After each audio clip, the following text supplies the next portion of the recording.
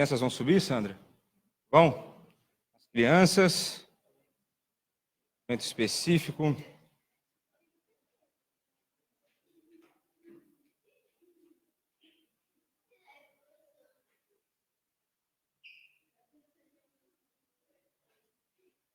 A graça e a paz do nosso Senhor Jesus Cristo, a amada igreja. Convido os irmãos a abrirem suas Bíblias em Filipenses, capítulo 4. Eu lerei os versos de 1 a 9. Eu estou dando uma pausa na exposição da primeira carta de Pedro. Eu tenho estudado esse texto no seminário e entendi que era uma boa oportunidade, um bom momento para trazer a mensagem desse texto para a igreja. Filipenses, carta de Paulo, à igreja que estava em Filipos, capítulo 4. Eu lerei dos versos de 1 a 9. E a minha expectativa é que nós possamos sair daqui impactados pela palavra de Deus e que o Espírito Santo possa fazer uma obra maravilhosa no nosso coração. Então está escrito na palavra de Deus: portanto, meus irmãos, a quem amo e de quem tenho saudade, vocês que são a minha alegria e a minha coroa, permaneçam assim, firmes no Senhor, ó amados. O que eu rogo a Evódia e também a Sintique é que vivam em harmonia no Senhor. Sim, e peço a você, leal companheiro de jugo, que as ajude, pois lutaram ao meu lado na causa do Evangelho, com Clemente e meus demais cooperadores. Os seus nomes estão no livro da vida. Alegrem-se sempre no Senhor. Novamente direi, alegrem-se. Seja a amabilidade de vocês conhecida por todos. Perto está o Senhor. Não andem ansiosos por coisa alguma, mas em tudo, pela oração e súplicas, e com ações de graças, apresentem seus pedidos a Deus. E a paz de Deus, que excede todo entendimento, guardará o coração e a mente de vocês em Cristo Jesus.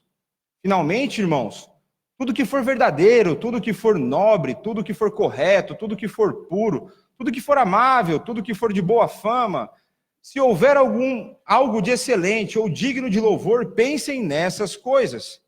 Ponham em prática tudo o que vocês aprenderam, receberam, ouviram e viram em mim.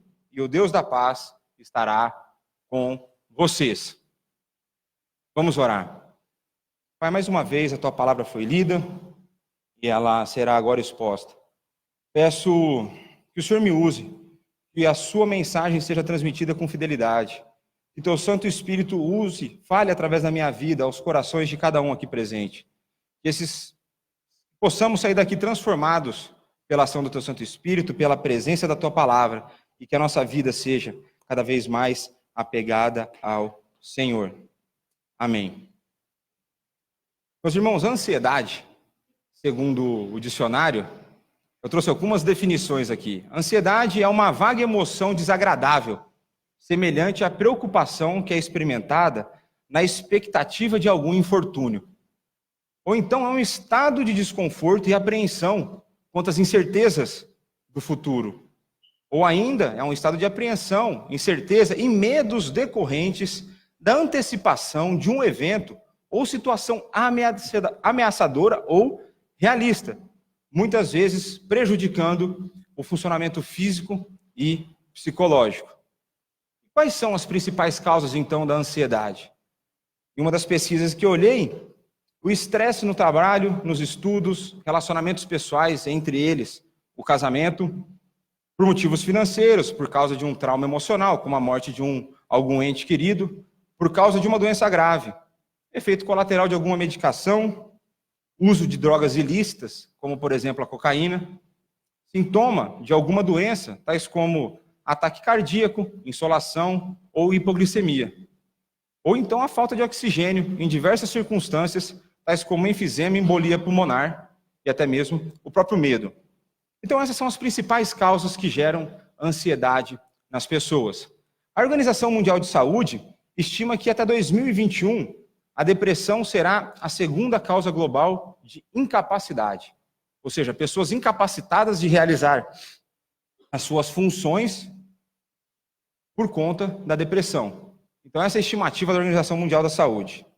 Atualmente, nós que somos conhecidos como uma nação alegre, o Brasil é o país mais deprimido da América Latina, o 5º no mundo e o primeiro em transtorno de ansiedade no planeta, segundo uma matéria publicada no Globo, logo após o Carnaval, né, a festa da alegria, né? Logo depois do Carnaval veio essa pesquisa.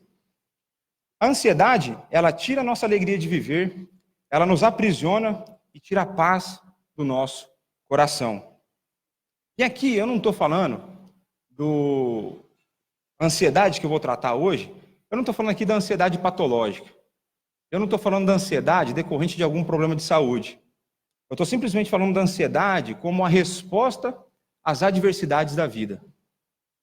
Estou falando então da ansiedade como resposta de todas as intempéries, de todos os imprevistos que nós passamos na nossa vida. Em uma época que as pessoas têm ficado cada vez mais distantes de Deus, elas têm buscado nos remédios aquilo que somente Deus pode dar, a paz.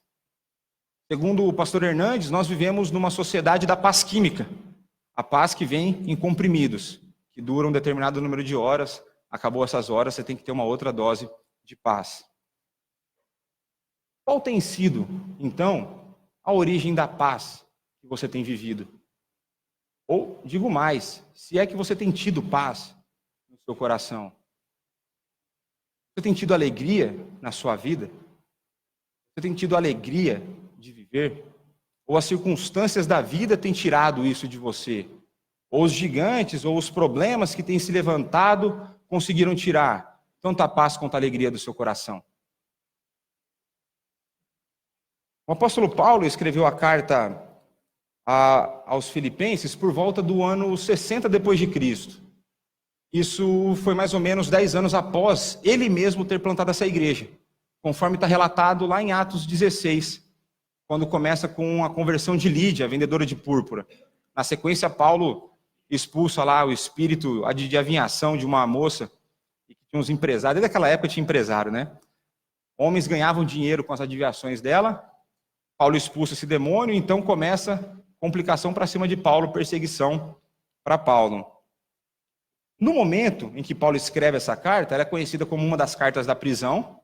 Então, tradicionalmente é aceito que Paulo escreve essa carta na prisão que ele estava em Roma. Quando ele estava preso em Roma, já olhando para o corredor da morte.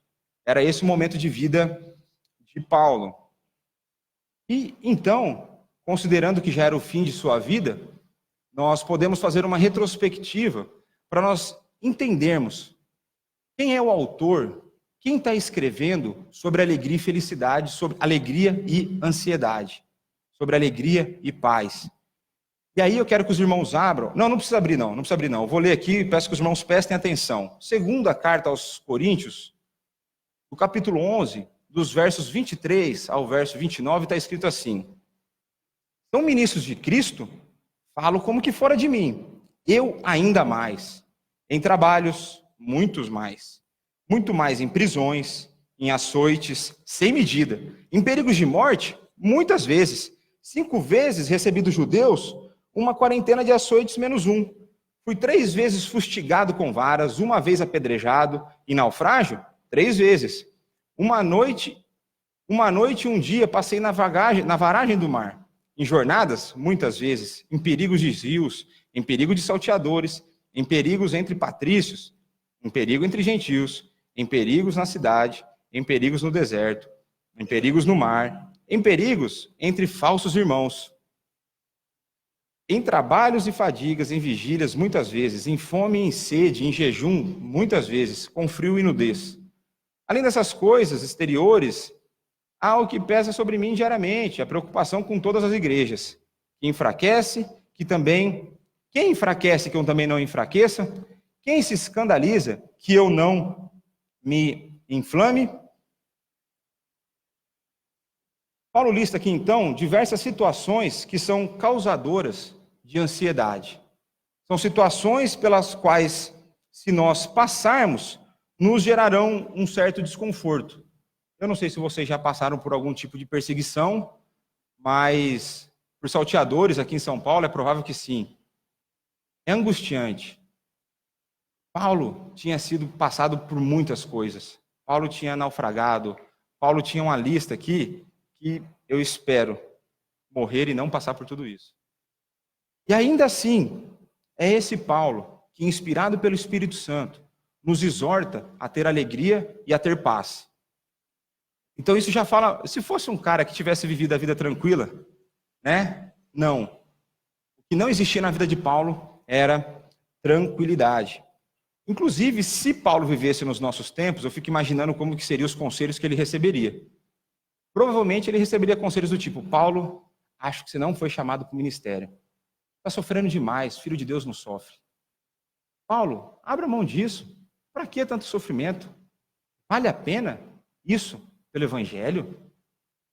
Cristo vale tudo isso? Paulo, eu acho que você é meio louco. Porque você sofre o tempo todo e você ainda tem alegria?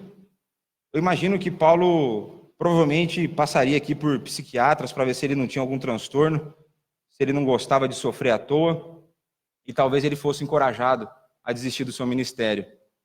Mas, graças a Deus, que Paulo era um crente convicto, e que ele sabia que viver o evangelho de uma forma genuína traria, de fato, sofrimento para si. Inclusive, ele escreve isso para Timóteo, que todos aqueles que quiserem viver de uma forma piedosa serão perseguidos.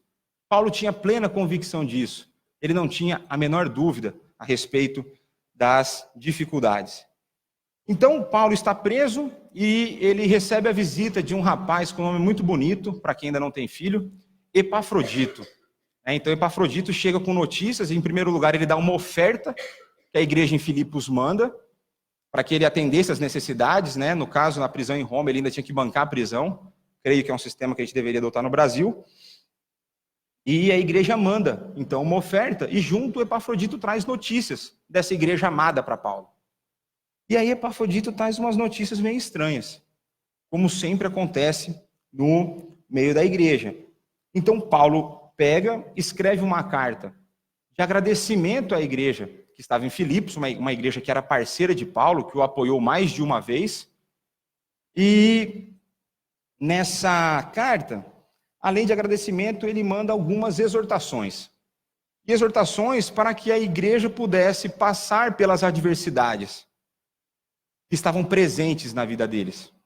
Essas adversidades eram do tipo perseguições. Filipos era uma cidade como se fosse uma colônia de férias de militares aposentados, e os cristãos se negavam a falar que César era o Senhor, consequentemente isso traria perseguição. Então a igreja era perseguida. Ao mesmo tempo, dentro da igreja, a gente acha que é só no nosso tempo, mas tinha lá os falsos, os crentes nominais, os judaizantes ou então os libertinos, aqueles que pouco importa as regras, apenas temos que viver para Cristo.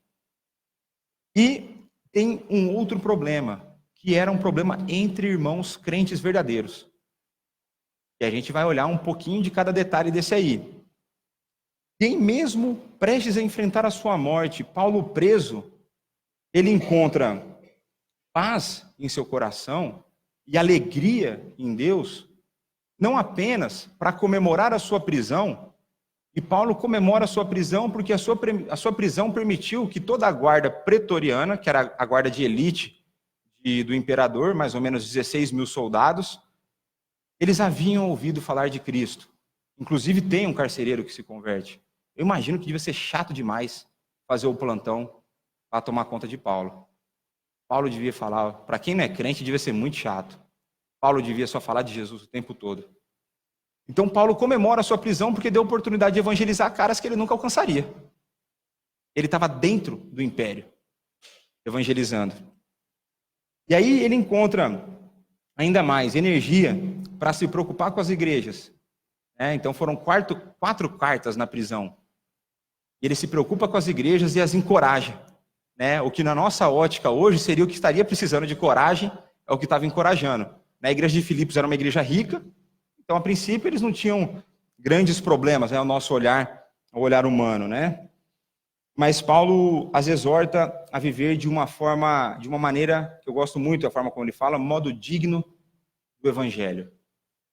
Então Paulo nos ensina como enfrentar as adversidades da vida, como enfrentar as adversidades da vida. E a primeira forma de enfrentarmos as adversidades da vida é mantendo a firmeza. E a gente vê isso no primeiro verso. Está escrito: portanto, meus irmãos, a quem amo e de quem tenho saudade, vocês são a minha alegria e a minha coroa. Permaneçam assim firmes no Senhor, ó amados. Então esse versículo aqui, ele é um versículo de transição do trecho anterior para a entrada na exortação que Paulo vai fazer. Então peço que vocês acompanhem comigo no capítulo 3, dos versos de 17 a 21. Está escrito assim: irmãos, sigam unidos o meu exemplo e observem os que vivem de acordo com o padrão que apresentamos a vocês.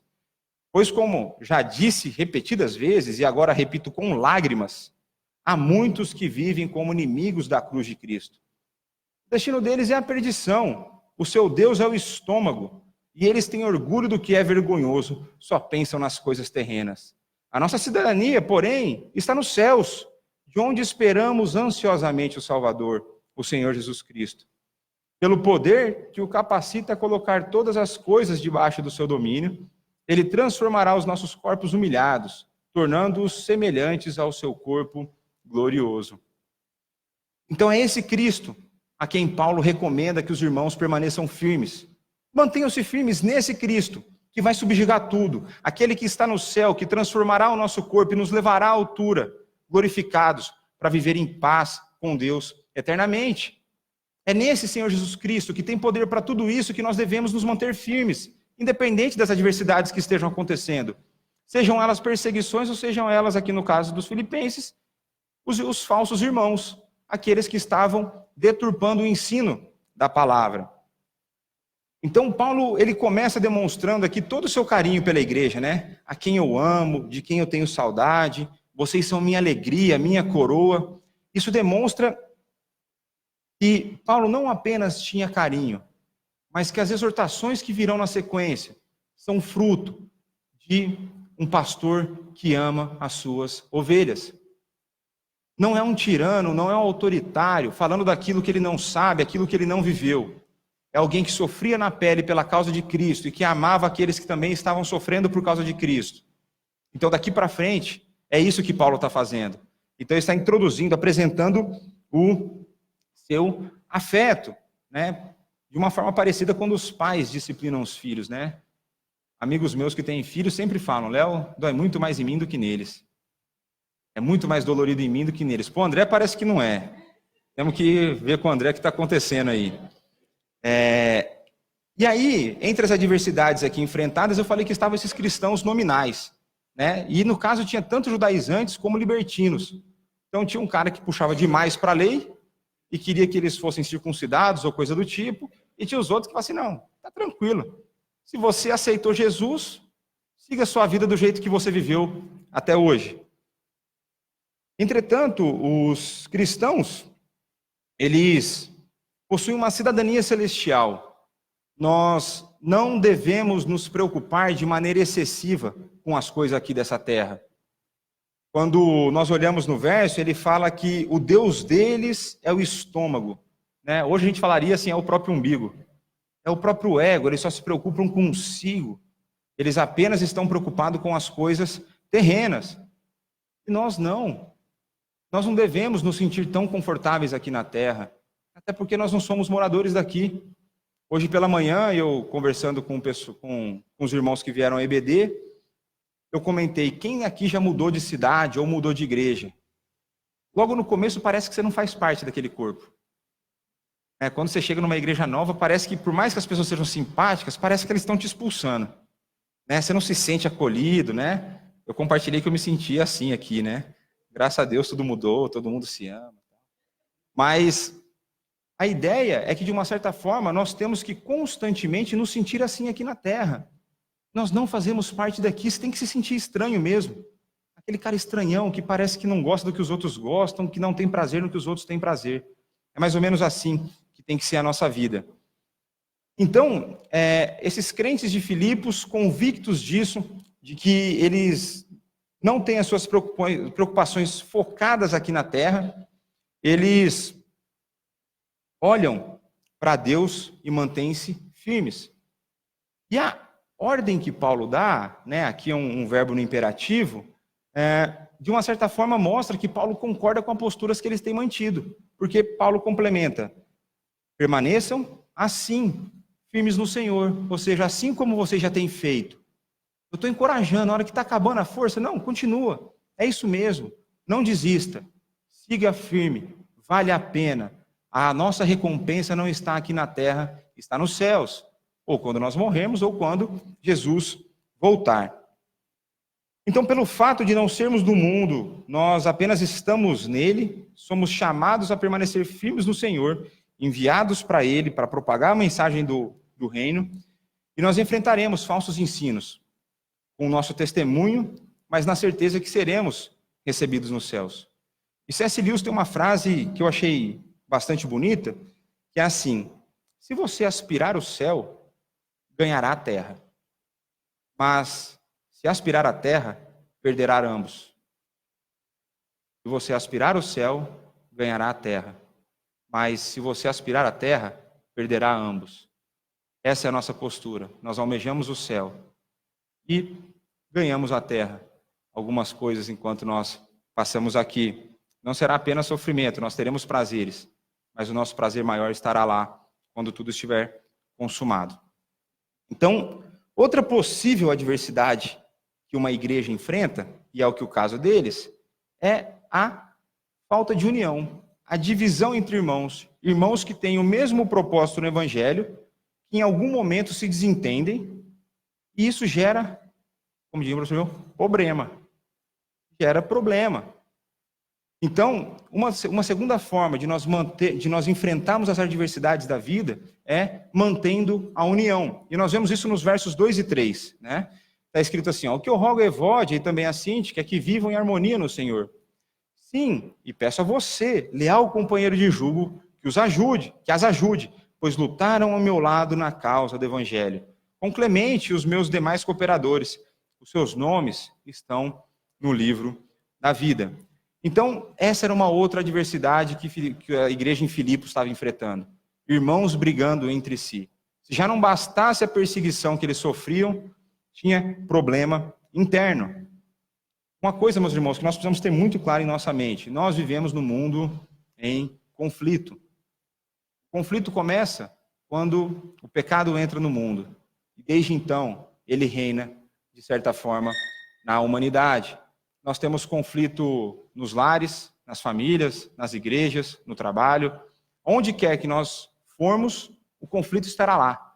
Porque pelo menos dois pecadores estarão convivendo. E onde tem pecado, tem problema. Mas apesar de nós vivemos no mundo em conflito, nós servimos um Deus que é um Deus de paz.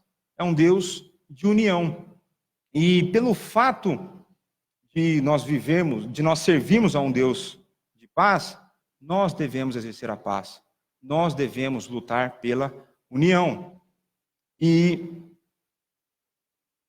o rompimento entre irmãos, a divisão, a briga, qualquer tipo de contenda, qualquer tipo de rusga, isso é muito importante. Qualquer tipo de rusga traz problema para todo o corpo. Nós temos que entender que nós fazemos parte do corpo de Cristo. E o rompimento afeta a igreja como um todo, não afeta apenas as partes envolvidas. E aí tem um texto lá em 1 Coríntios 12, começa no verso 24b e vai até o 26, que nos diz assim: contudo, Deus coordenou o corpo, concedendo muito mais honra àquilo que menos tinha, para que não haja divisão no corpo. Pelo contrário, cooperem os membros com igual cuidado em favor um dos outros, de maneira que, se um membro sofre, todos sofrem com ele. E se um deles é honrado, com ele todos se regozijam. Cristo comprou a união da igreja. Quando nós agimos de uma forma em que nós rompemos com os irmãos, quando nós temos uma diferença com os irmãos e nós não a tratamos, nós estamos desprezando a obra que Cristo fez por nós. Nós estamos desprezando aquilo que Cristo tinha em mente quando ele veio fazer a sua obra. Ele comprou a igreja para que ela fosse unida. Como nós nos chamamos? Como nós nos tratamos? Como irmãos. Você conhece algum ex-irmão? Você tem ex-irmão aí? Não. Você pode ter irmão falecido, mas ex-irmão você não tem. Irmão é para o resto da vida. No corpo de Cristo é assim. Olha para o teu lado, família você não escolhe. Não é isso que a gente sempre ouviu? Família você não escolhe, você recebe. E é essa família que Deus te deu. E são esses irmãos com os quais você tem que viver em união. Eu fiquei tentando pensar uma forma de expressar o que seria a desunião dentro da igreja. E a melhor analogia que eu achei é que a briga entre irmãos é como se fosse uma doença autoimune. É o corpo se atacando. É o sistema imunológico atacando um órgão bom, que está funcionando corretamente, só porque ele está entendendo errado. Isso traz sofrimento para o corpo. Isso é a briga no meio da igreja. É uma doença autoimune. É pela base a gente está se acabando. O prédio está ruindo, porque a base não está unida. É isso que nós precisamos entender. Se antes disso, Paulo tinha isso em mente, então Paulo, ele, como um bom solucionador de conflitos, ele queria resolver o problema entre as duas irmãs. Aqui na NVI, a tradução não dá essa ênfase, porque ele traduz assim: o que eu rogo a Evódia e também a Sintique. Lá na língua original está assim: eu rogo a Evódia e rogo a Sintique. Paulo fala assim: as duas têm parte de culpa nesse negócio aí. Eu não estou tomando posição. Vocês têm que se resolver. Nós não temos detalhes do tipo de desentendimento que essas irmãs tiveram. E nós sabemos que elas de fato são crentes, porque o nome delas está no livro da vida. Elas cooperaram no evangelho, eram irmãs que estavam envolvidas com a obra. Não era aquele crente que não trabalha e dá trabalho, era crente que trabalhava dando trabalho. E nós não sabemos o motivo da briga, mas nós tiramos uma lição. Não existe motivo que justifique dois irmãos se mantenham desentendidos, que brigas existam no meio da igreja. Elas podem acontecer, mas elas precisam ser resolvidas. Não existe motivo que justifique você postergar essa resolução. E quando a gente pega aqui uma outra coisa que Paulo faz, provavelmente essa briga tinha tomado algumas proporções um pouco maiores. Paulo pede para que uma terceira parte não envolvida participe na resolução, para que uma espécie de mediador, uma pessoa para conduzir a conversa e não deixar que as coisas se exaltem de novo numa tentativa de resolução. Então, Paulo, inspirado aqui pelo Espírito Santo, muito sábio, mostra esses tipos de prática que nós podemos ter dentro da nossa realidade. E o que Paulo pede, veja, ele pede que elas vivam em harmonia no Senhor. Outras versões trazem que assim: pensem concordemente, tenham a mesma mente, mas não é na posição de A e nem na posição de B, é na posição de Cristo. É o que Cristo quer, não o que eu quero, não o que você quer, é o que Cristo quer. É assim que nós devemos viver como irmãos, em harmonia, cientes daquilo que Cristo fez e do desejo dele para a nossa vida. Então, é possível que dois irmãos venham a se desentender, a gente sabe que é possível. É possível que as coisas tomem uma proporção que a gente não gostaria que tomasse. E é possível que a gente precise, então, que outras partes se envolvam para resolver esse problema. Não deve ser possível é que esse problema perpetue. Não deve ser possível é que isso continue. Essa é a postura cristã. E aqui, todo o contexto de Filipenses tem uma questão da humildade, assim como a humildade de Cristo, nós devemos ser humildes, reconhecer os nossos erros, para que nós possamos nos reconciliar. Nunca, num desentendimento, só uma parte tem a culpa. É impossível que duas pessoas briguem e só uma tenha a culpa. Isso não dá. Todo mundo precisa reconhecer a sua parte no problema.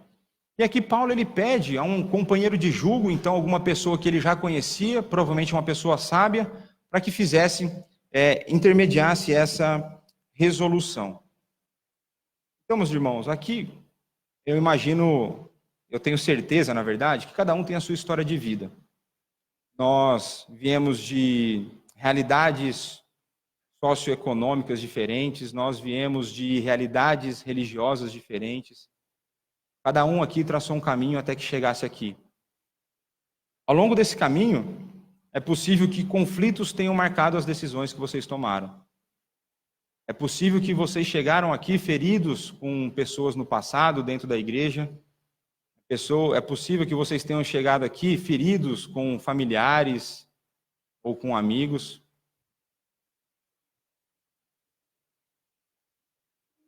Mas nós precisamos entender. Nós fomos reconciliados com Deus pela obra de Jesus Cristo. Da mesma forma como nós fomos reconciliados, nós temos que nos reconciliar com os nossos irmãos.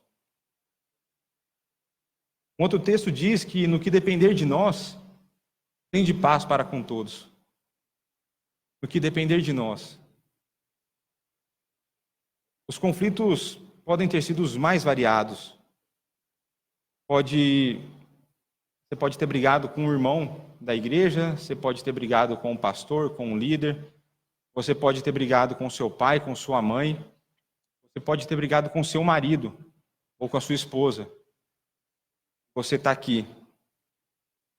A questão é que não importa onde a gente esteja, o corpo de Cristo é apenas um. Você abandonou o problema para trás, ele não foi resolvido. O problema ainda existe. E o problema ainda traz as consequências na sua vida e na vida das outras pessoas. Não existe dentro do corpo de Cristo espaço para inimizades. E também não existe, vou deixar para depois. A ordem de Cristo é agora. A ordem de Cristo é agora. E a recomendação que eu tenho para vocês, aqueles que se encaixam nessa descrição, aqueles que têm algum tipo de problema, ore a Deus, peça sabedoria, busque auxílio do Espírito Santo. Se necessário for, busque uma terceira parte não envolvida, mas não deixe de resolver o conflito. Vai e se resolva com essa pessoa. Vai e resolva. Empurrar problema para baixo do tapete nunca deu certo em lugar algum. E não daria na casa do Senhor, não daria no corpo de Cristo, onde a verdade impera, onde a verdade reina, e não existe espaço para omissão, não existe espaço para displicência. Além desses conflitos, um grande adversário das pessoas na atualidade tem sido a ansiedade. Nós veremos isso e nós vamos combater as adversidades da vida, mantendo alegria e fugindo da ansiedade. Isso nós veremos nos versos de 4 a 7. Então, verso 4. Alegrem-se sempre no Senhor. Novamente direi, alegrem-se. A carta de Filipenses, ela é conhecida como a carta da alegria.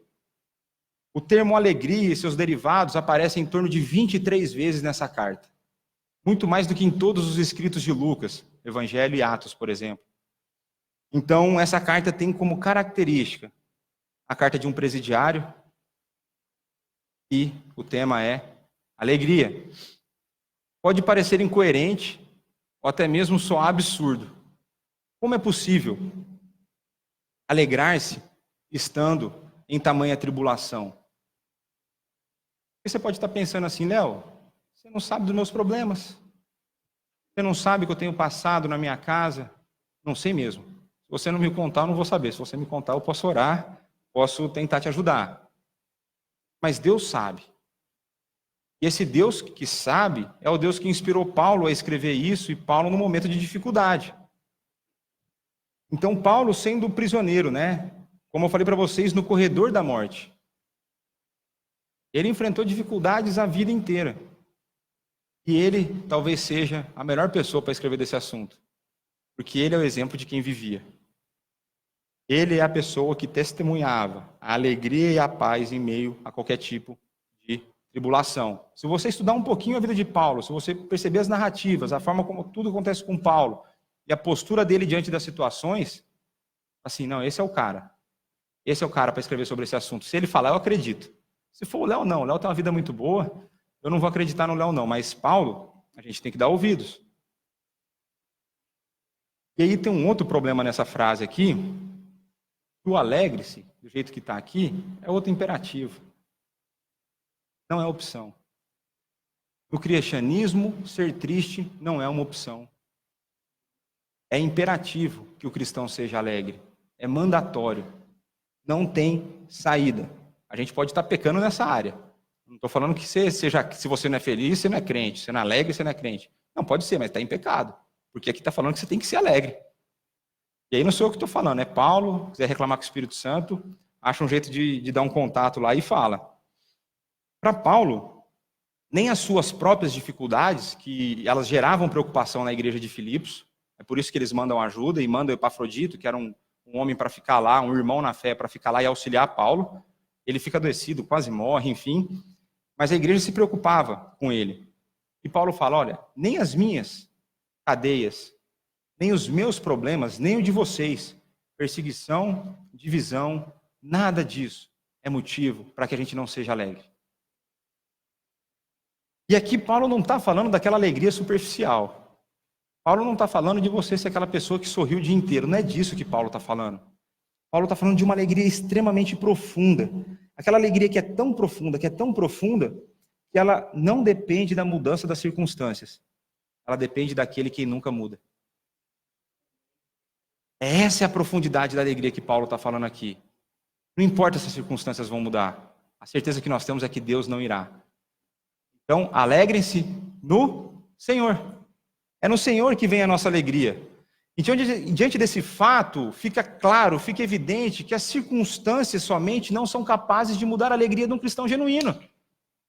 Aquele que deposita sua esperança, sua confiança em Deus, as circunstâncias não abalam essa alegria. É óbvio que momentos de tristeza virão. Eu não estou falando que é tranquilo você perder um ente querido. Não estou falando que é tranquilo você receber uma notícia que uma pessoa da sua família está com uma doença que, estatisticamente falando, mata. Não estou falando que é fácil. Mas isso não tira a nossa alegria de viver, isso não tira a nossa alegria de adorar o nosso Deus, isso não tira a nossa alegria de vir à igreja. É disso que Paulo está falando aqui. E digo mais para vocês, a alegria, ela é uma das partes do fruto do Espírito. É a ação do Espírito que gera essa alegria. E aí você vai recordar do texto que, talvez seja o texto que eu mais fale aqui na igreja, Romanos 8, 28. Tudo coopera para o bem daqueles que amam o Senhor e são chamados segundo o seu propósito. É nisso que nós estamos alicerçados.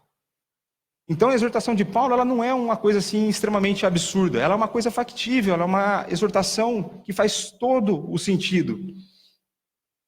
E, inclusive, mais para frente nesse texto, a gente vai tratar, Paulo nos ensina como nós podemos desenvolver essa postura. Ele vai falar em que nós devemos pensar. E aqui eu não vou falar de pensamento positivo, hein? Você faz seminário só de pensamento positivo, como sempre, Deus irá atrás de você para me vingar. E uma outra coisa que nós temos que pensar é que se a gente não tivesse mais nada, se a gente tivesse apenas a salvação, a gente já teria motivo suficiente para ser feliz o resto da vida. Deus ainda te dá um monte de outras coisas. Só a salvação é o suficiente para que nós sejamos felizes o resto de nossas vidas, para que a alegria seja contagiante, que ela nunca esmoreça. E aí nós vamos para o verso 5, em que ele fala, seja a amabilidade de vocês conhecida por todos. Esse é o versículo que eu mais me encaixo. A verdadeira alegria cristã, ela não está na disposição de eu olhar para mim mesmo, ela está numa disposição de eu olhar para o próximo. Então, nós não podemos ser felizes se nós não tivermos como objetivo, como a preocupação da nossa vida, o outro.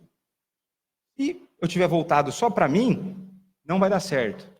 Por quê? Porque essa amabilidade, nossa língua tem as suas limitações, ela significa algo muito mais profundo, e eu vou trazer alguma das coisas, não trouxe todas, mas alguma das coisas que esse termo significa.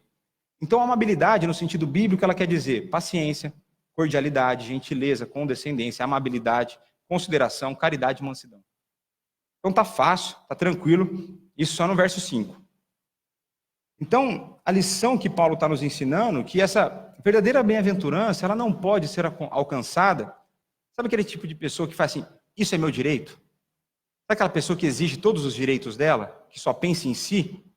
Não é essa pessoa que ele está falando no verso 5. A pessoa que ele está falando no verso 5 é aquela que se preocupa com o outro, em que antes de pensar em si, ela pensa no outro.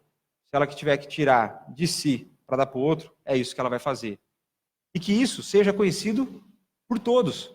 Isso seja uma característica sua, que as pessoas conheçam. E aí Paulo dá mais um motivo para você. Perto está o Senhor. O Senhor está próximo de você. E aqui a ideia, ela está mais voltada para a questão escatológica, que é a volta de Cristo. Cristo em breve voltará. Apresse-se para fazer aquilo que você precisa.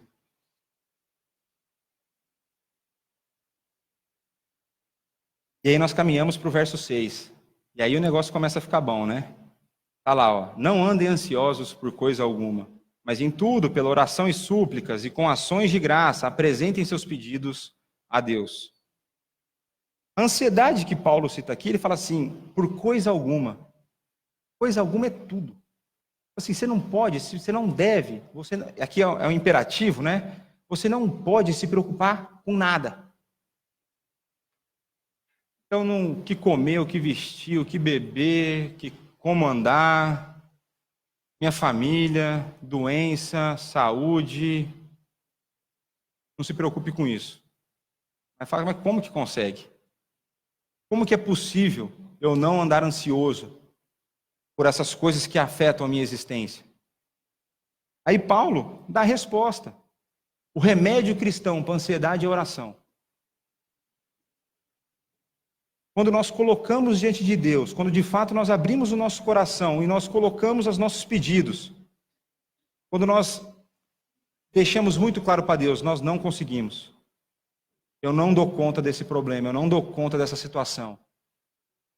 É isso que nós devemos fazer, essa é a resposta para a ansiedade dentro do contexto bíblico.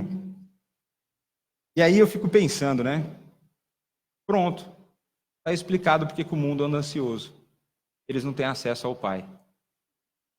Nós temos. E Cristo conquistou isso por nós. É por isso que Paulo fala que nós não devemos andar ansiosos. E ele vai além, nós devemos pensar aqui em Mateus 6. Deus sabe o que nós precisamos. Não se preocupe com o que haver de comer, de vestir. Olha os pássaros dos céus, os lírios do campo. Deus sabe as suas necessidades. Deus sabe o que você precisa. Não é o que você quer. O que você quer, Ele sabe também. O que Ele te prometeu são as necessidades. Isso Ele vai te atender.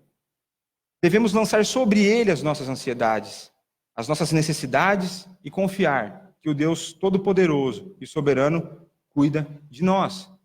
Ao mesmo tempo, nós não podemos ser apáticos diante das realidades da vida. Mas o primeiro passo para resolver qualquer problema tem que ser oração. Ore a Deus, peça sabedoria, peça a direção do Espírito Santo. E na sequência, vai para cima resolver. Não fica parado não, que o negócio não cai do céu. Tá certo? Não vai aparecer o anjo para você também e tal, isso aí não vai acontecer. Vai para cima.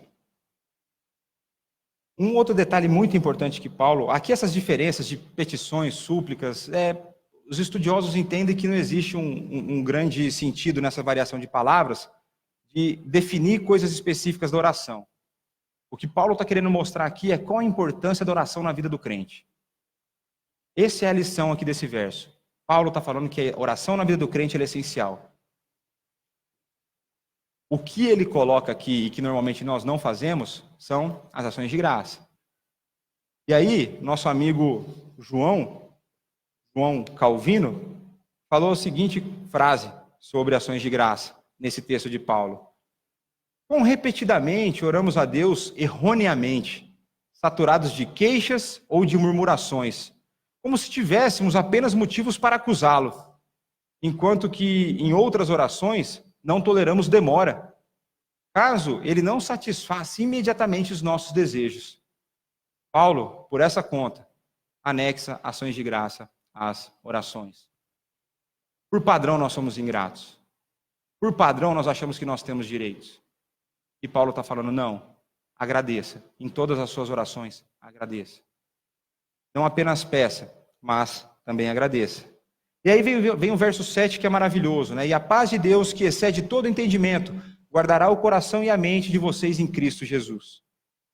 Se a alegria reina no coração, se a amabilidade é demonstrada, se a constante oração, qual é a consequência? Paz no coração. Existem dois tipos de paz, e aqui só para deixar claro para os irmãos, existe a paz com Deus e a paz de Deus. A paz com Deus é aquela que Cristo resolveu. Nós éramos inimigos de Deus, alvo da ira de Deus. Então Cristo faz a obra, o Espírito Santo aplica, ele aplaca a ira de Deus, então eu tenho paz com Deus. Fiquei amigo de Deus. Sou adotado por Deus, me torno filho de Deus. A paz que o texto está falando é a paz que tem a sua origem em Deus.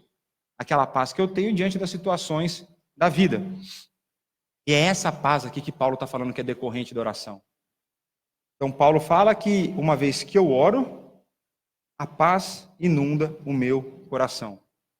Eu pensando sobre esse texto e analisando um pouco a realidade das igrejas, os cristãos de hoje em dia, eu coloco aqui entre aspas, eles limitaram tanto Deus, eles recortaram tanto Deus e colocaram Deus numa caixinha, que Deus é capaz de dar o emprego, Deus é capaz de dar prosperidade, mas Deus não é capaz de dar a paz.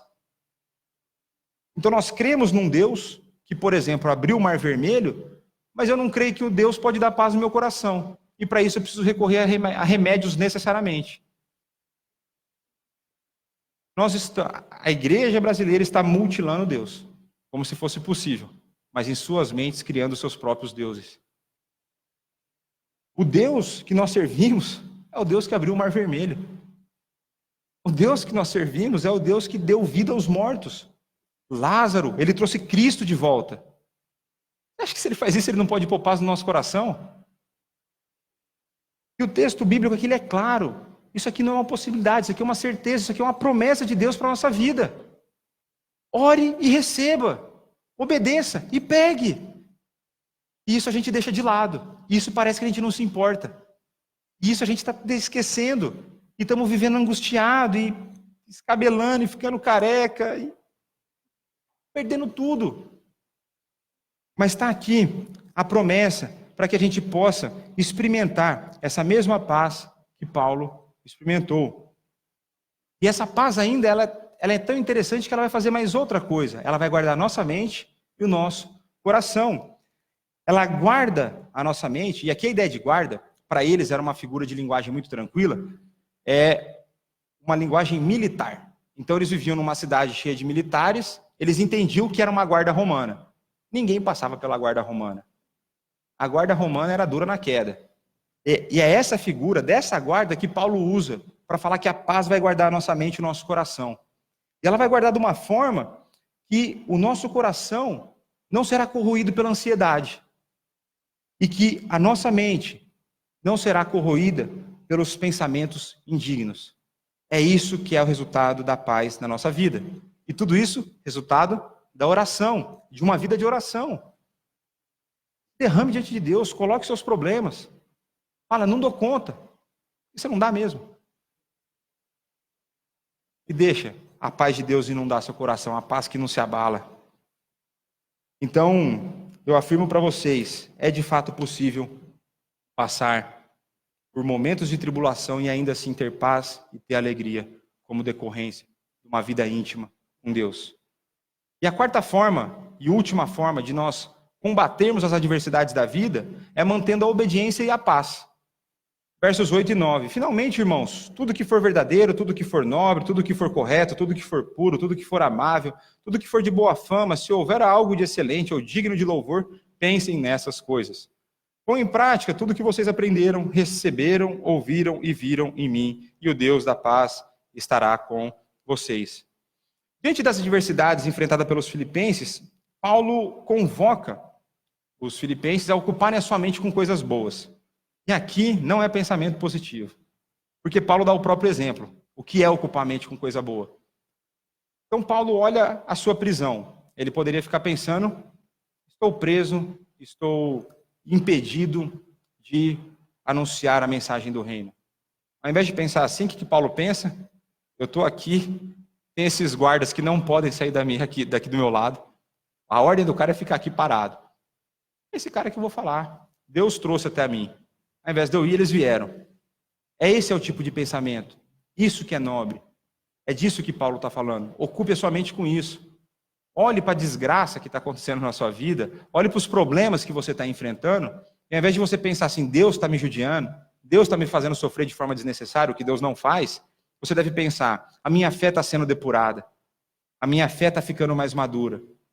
E eu estou servindo de testemunha para as pessoas de fora. Aqueles que não creem estão vendo que existe um Deus que me dá alegria, um Deus que me dá paz, um Deus que me sustenta, um Deus que me conduz diante de todas as situações. E o texto é claro, é uma paz que excede todo entendimento, não tem ciência que explica. Os caras vão achar que você é louco. E é mesmo. Vão achar, falam, não é possível. O cara perdeu a mãe e ele está desse jeito. Meu Deus continua imutável. No dia que minha mãe falecer, tenho fortes convicções de que ela irá para o céu.